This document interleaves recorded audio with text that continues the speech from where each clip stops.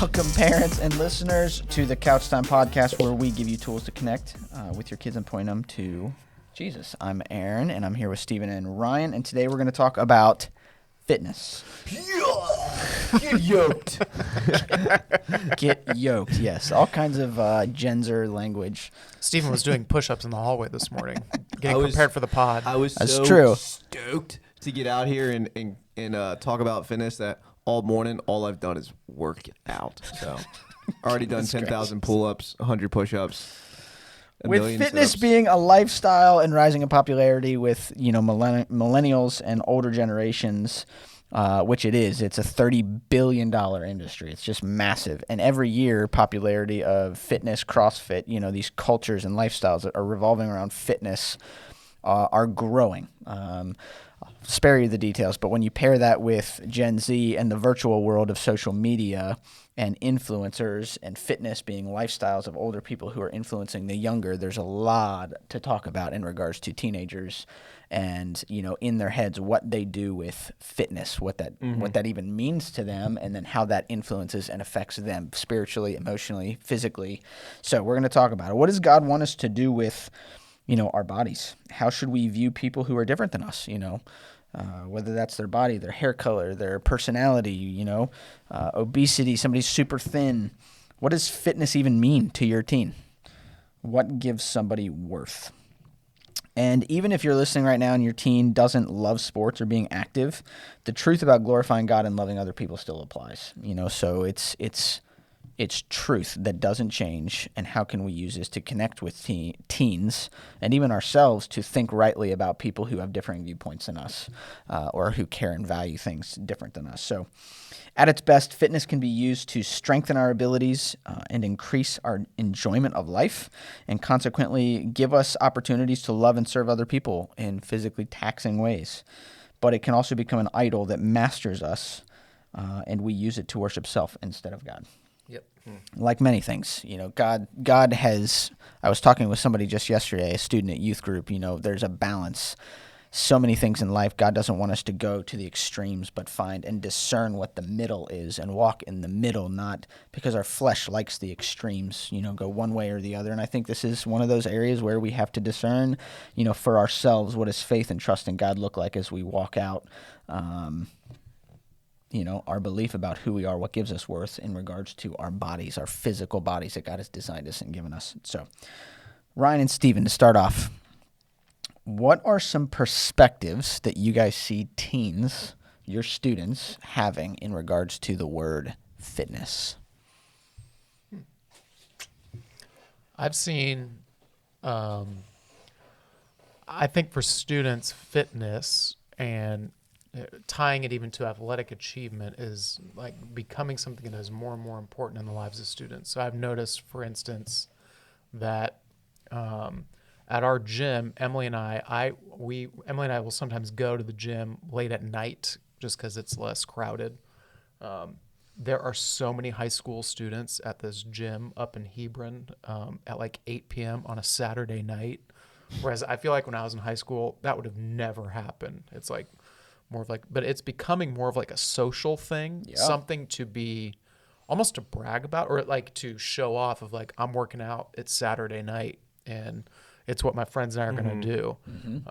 For people my age, that was not a thing. We would have to work out when our coach made us, but like now none of my friends in high school wanted to. Let's go work out We were not tonight. going to go to the gym to work out.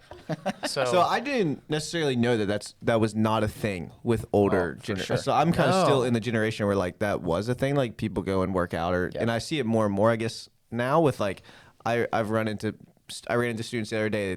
I was like, oh, what's up, guys? Like, I drove past them, pulled over. They're like, oh, yeah, we just got done hitting the gym. I'm like, oh, right. Nice. Like, that's a little different, I guess. But, like, it wasn't as surprising to me to hear that. But maybe that's just because I'm around, like, people my age more. The way I would say it, there were, the stereotypical jocks when I was in high school who would lift with the limited equipment that the school I went to had. During certain periods, whether they played sports or were training for something, like they would go and lift. But it was only the jocks. It wasn't acceptable for, other people who just work. Like, it wasn't a part or a hobby or thing that some people do, and it seems to be now. So I would say like the different perspectives I guess that I'm seeing is more and more with like Instagram and TikTok influencers that are more and more either there's like workout pages or like girls that all they do is they post videos of themselves working out. I think that affects girls a lot, where girls have like this mentality that that's what they have to look like, or that's what's going to get a lot of likes or a lot of views. So I guess more and more, you're seeing like people put a lot of value in shaping their bodies into a specific way. Maybe not necessarily just for like a healthy lifestyle, but like more so because they want to portray this image of themselves, and either they realize that they can't because their body just doesn't lend themselves to looking like that. And it's not realistic. They're just like super sad and bummed out about it. So they completely either just give up. It's like, what's the point of working out if I'm not going to like look really good like this, and this? Or there's people that are just striving for that. And the same thing with guys too. Like more and more so, I'm seeing pictures and videos of guys that are just always like shirtless and posting their muscles and stuff like that. So it goes both ways. These guys at the gym, I mean, I've talked to them. They're juniors and seniors. I mean, they'll do like a set and then go over to the big mirror and just start taking photos. I'm like, it's hilarious. Okay, all right. It's hilarious, but at the same time, part of the reason why we're having this episode is it's for teens. That's not sad. That's very normal. If you've got I mean, some students probably make fun of it, but there's enough that's normal. That's just kind of, they're like that, whatever. I'm not. It's normal. It's not surprising. So let's get detailed here real quick. Steven, you were talking about this. We all can.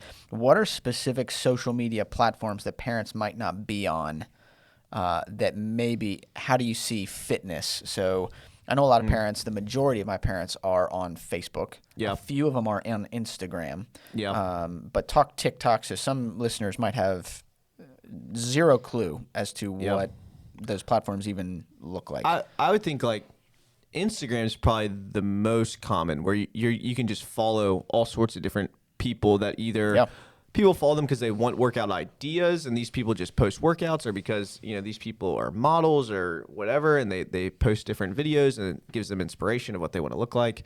But TikTok too, like you'll see different people that are just very attractive, quote unquote, and like so people, they're just showing off a lot of their body or whatever, and then that makes you realize that you don't look like that and you wish that you did, and those videos are the ones that blow up the most and get the most views and most likes. So there's like this idea like, if I'm not like that, then I'm not as valuable, I'm not worth as much.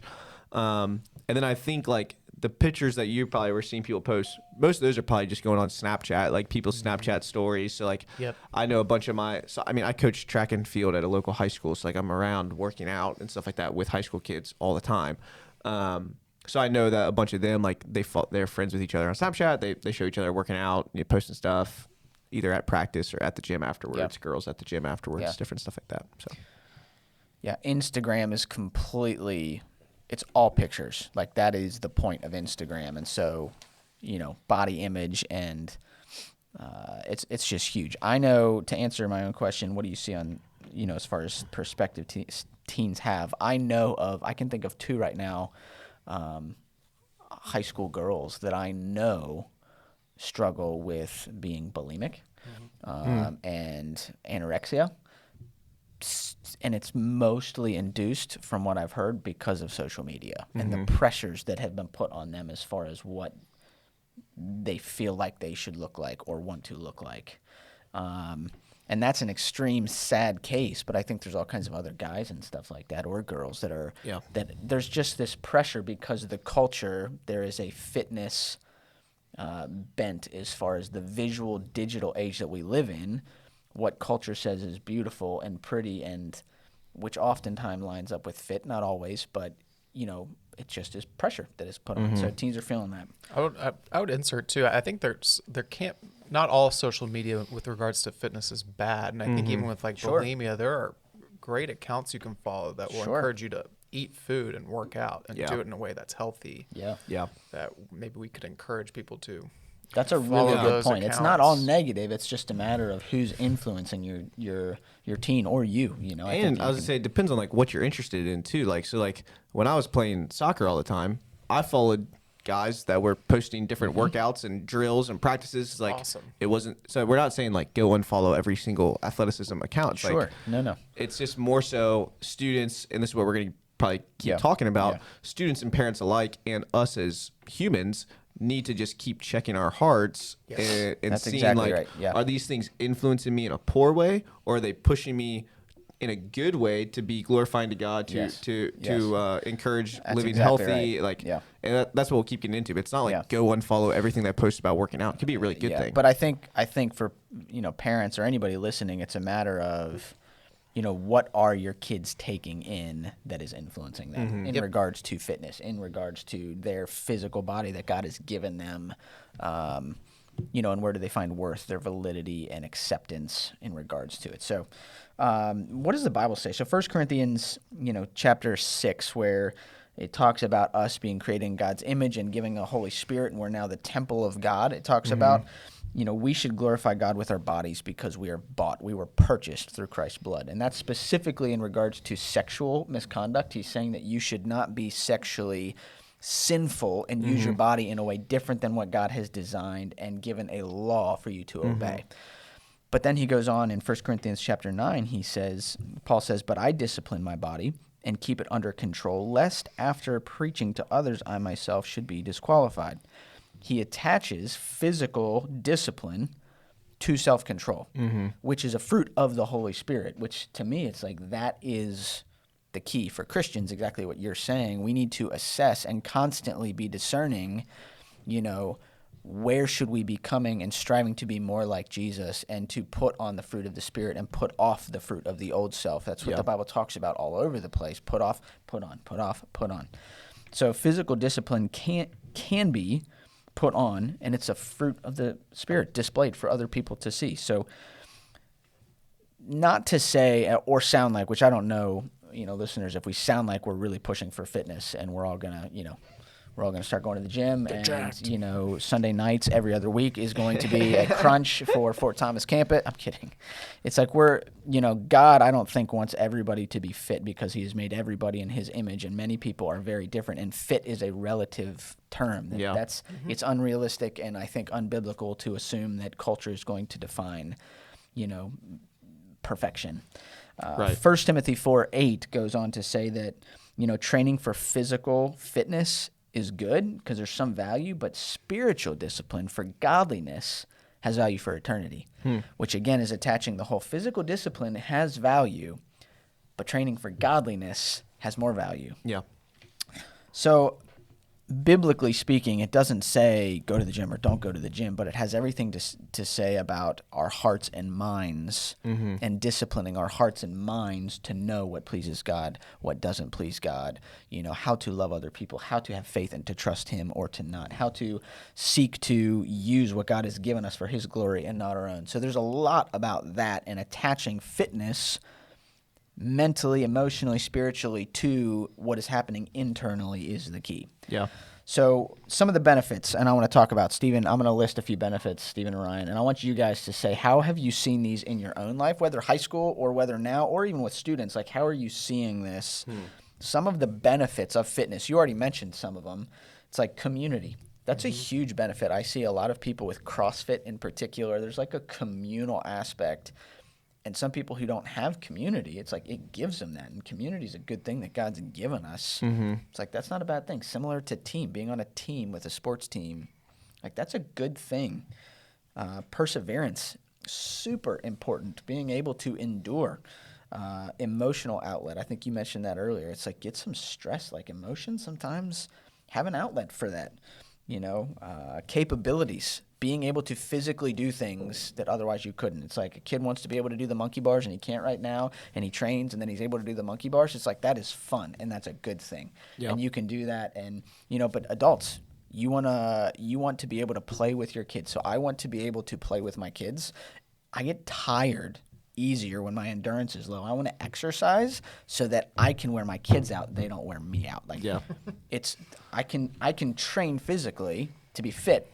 So I'm capable of doing that right now. I'm not quite there. And I would say, again, like when we talk about fitness, we're not talking about you have to go to the gym 3 times a week. Sure. And your kids, like, if they're not going and working out, like literally working out, then they're being sinful or something. It's like, so like, for example, the emotional outlet, it's really good for your mind to get up and go do something. So it's like, if your kid like is always just laying around in their room doing nothing, they're not really getting out much, go on a walk, or like say, hey, let's go walk around this park, or this hike, something that is more exertion than sitting down in your room, and get you outside, get you like taking in fresh air. And that can be really good just for like your mind to not be in a dark room all day, or going and playing a game, playing a sport, going and shooting the basketball around, or going and jumping a rope, or doing a hula hoop. I don't know. Hula hoops are kind of fun. I used to be good at them. Not good anymore.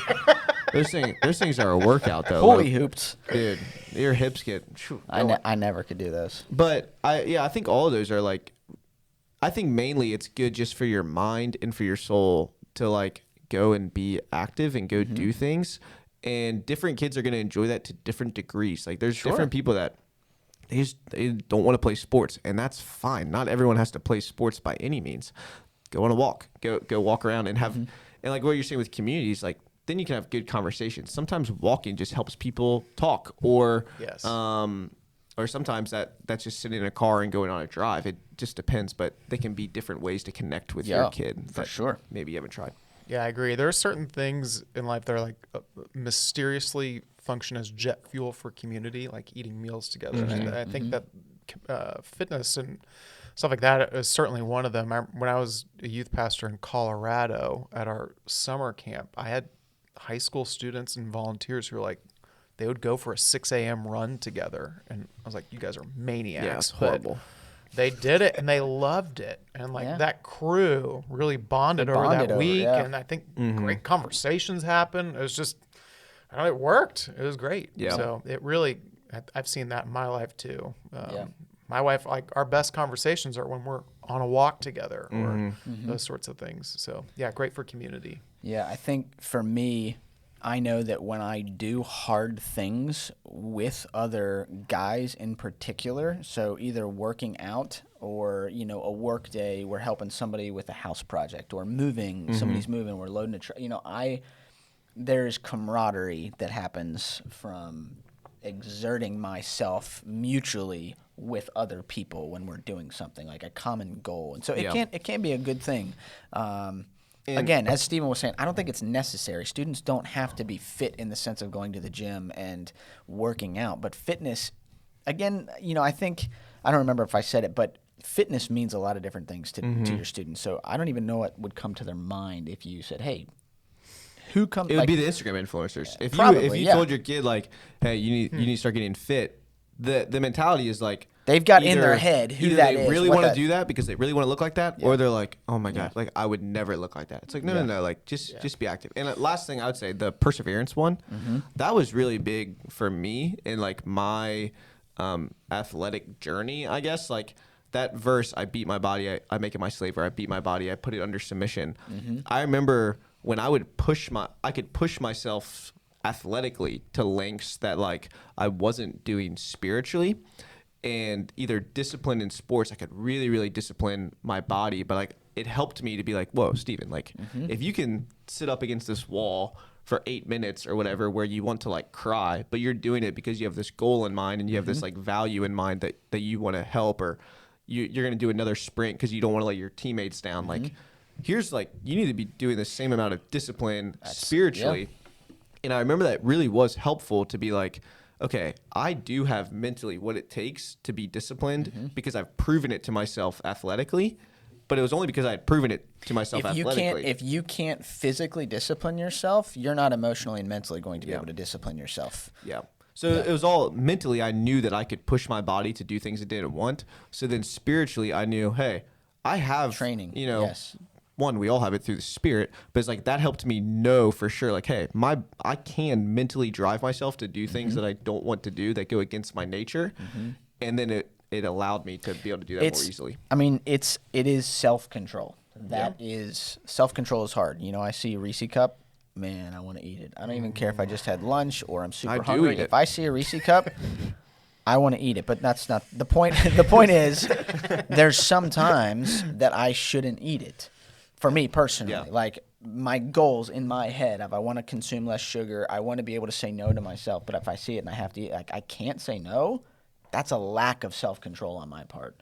But if I have self-control, that transfers to, when I'm at youth group and there's a student that comes up and says, "Hey, do you want to go do origami with me?" It's like, no, I really don't, actually.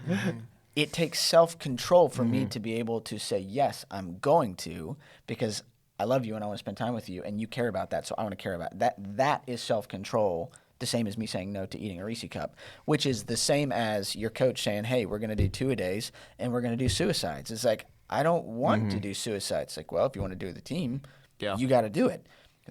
It's training in self-control, which is the same as we need in our mind spiritually to be able to put into submission the desires of So I would say our hearts. If you have a kid that is very athletic or is on a sports team or is a really good athlete and they're not being disciplined in other areas of their life spiritually, bringing up like, hey, like how do you make yourself do another rep when you don't want to, or how do you make yourself like do another sprint when you don't want to? What pushes you to do that? Like it's probably that they value.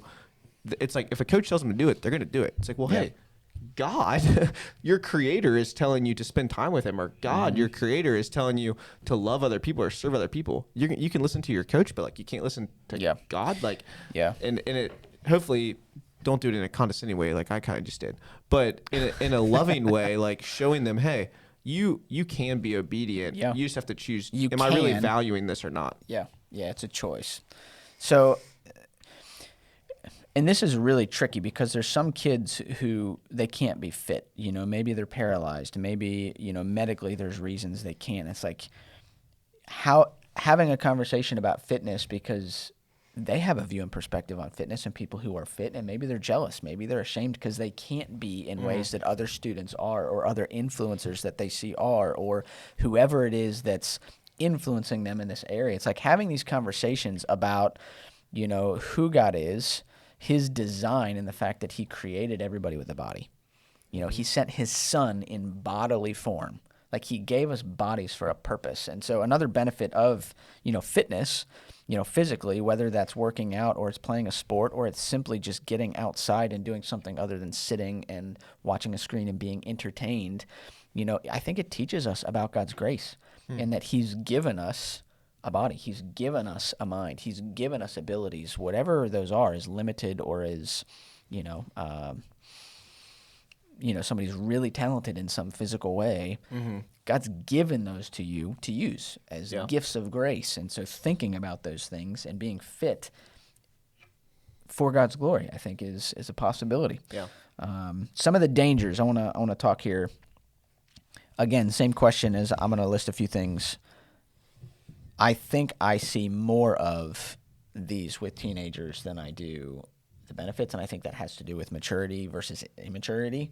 So the dangers, I think, addictive, I think a big one is guilt, shame, pressure, comparisons. I want to know from you guys quickly, how have you experienced the dangers of fitness in your life? Stephen, being an athlete, Ryan, how have those shown up in your life? I didn't mean to imply that. It sounded like that, but that's not what I was doing. I'm being too self-deprecating. Keep going. Yeah. I mean, real quick, like comparison was always a big thing for me. I always wanted to be the best at different things, and I never could be.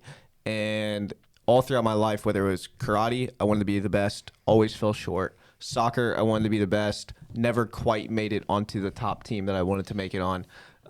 Spike ball, want to be the best, never quite as good as like some of my friends. Like, so there's always this, if the striving fitness wise is to beat other people or to look like other people or to get to a place like them, you'll always like come up to a place where like you're either short or maybe you did it. Like there's like one person in the world, or there's a couple people in the world that are supreme athletes, and then you'll get there and realize that, okay, well now I don't have this, and this, and it'll be fleeting as well, and it will go away. So I think comparison or like why are you like striving so hard to be fit, or why are you not striving at all to be fit? It's like and getting to that and saying like, am I doing this to glorify God, or just to be all about myself and have people look at me or be jealous of me or wish they were like me. So I always have to check my heart whenever I do anything competitive, and fitness to me becomes competitive, or else I don't want to do it. Yeah. I don't want to lift unless I'm like trying to beat someone. Like I just don't like, so if it's competitive, like you really have to check why am I doing this? Is it for God That's really good. or not? Yeah. I think mine's a little different. I think I experience shame and even like sort of a self-condemnation of like, oh man, I didn't work out today, or oh man, I'm overweight, like I'm not where I want to be physically. It's less of like an external, I don't live up to that, and more of an internal, I'm not living up to the standards that I have set myself. And so, oh man, and then it just creates this downward spiral where I didn't do it today, I feel shame, I'm not going to do it tomorrow. Yeah. So yeah, for me, it's I don't want a dad bod. They're in, dude. Well, yeah, they're in if you're a dad, and people who are fit talk about dad bods like, dude, I'm gonna have one of those one day, but not now I'm fit. It's like I want to be fit. You know, there's this comparison and this pressure I put on myself. So I think for students, it's a huge thing for girls that see other girls that are skinnier than them, you know, or more fashionable than them, or their hair is, you know, done better than theirs, or can do better than theirs because it's a different style, or maybe their face, they're prettier than they feel, or, you know, whatever it might be. For the dudes, they've got bigger muscles, they're more athletic, they're taller, they're faster, whatever it is. There's this constant comparison of, you know, and for teenagers, it's who do I need to be? What do I need to be accepted, to be loved, to be liked? And I mean, that's identity, guys. That's parents, talk to your kids about, you know, what gives them worth, and God's created them for purposes. So, we could talk a lot more about it, and we kind of already answered this question as far as how can we use fitness to glorify God and show that we value God. And I think it's a matter of perspective and knowing that God created us for a purpose. So should you encourage fitness for your kid? Yes. What does fitness mean? That's a relative term. We don't think you should go to the gym, although maybe that's what you should do. Maybe just be fit, meaning be active. Get out. Don't be lazy. Be self-controlled. Make yourself do things that God has designed you to be able to do. And if you're huge and you're really good and you're an athlete, read a book. You know, like get mentally, like get mental. You know, that's what I mean? a really good point. Yeah, that's what I just say. Like if you're it's already the converse like, of what we're talking about. Well, you probably are bad. It's like go sit down and read. Learn how to be still. Learn how to like. Maybe it's I think that's a really good point, and attaching it to the self-control aspect of train yourself to be able to deny what you want or what, you know, pressure and life and the world says that you should do value-wise and care about. And it's like, make sure that you have the self-control to be able to care about the values that God says are important, not what the world says. So, you know, fitness is a huge deal, and no doubt in some ways is influencing either yourself and your teens. Consider connecting with your students by asking them what they think about it. You know, what are the pros and cons to quote-unquote fitness? What influencers they follow or know of that are all about fitness? Do they know people who are into fitness? Is it a good thing, a bad thing? Is it cool? Is it not?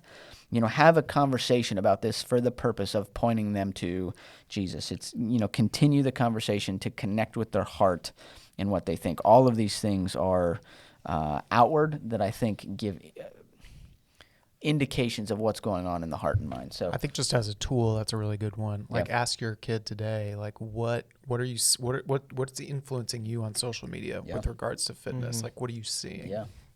And even if your kids, you don't let them on social media. It's like they talk about it at youth group. They see other kids that are on, you know, their screens. They're going to show somebody what they think is cool. Like, so your kids are hearing about it and seeing it, experiencing it. So talk about it. We love you guys. Have a great week. Hey, thanks for watching. You can follow us on Instagram at The Couch Time Podcast. Let us know what you thought about the podcast. Also, let us know if there's any topics or things you'd like us to cover. You can comment and email us at podcast@graceky.org. Please like, subscribe, and share the video with other parents.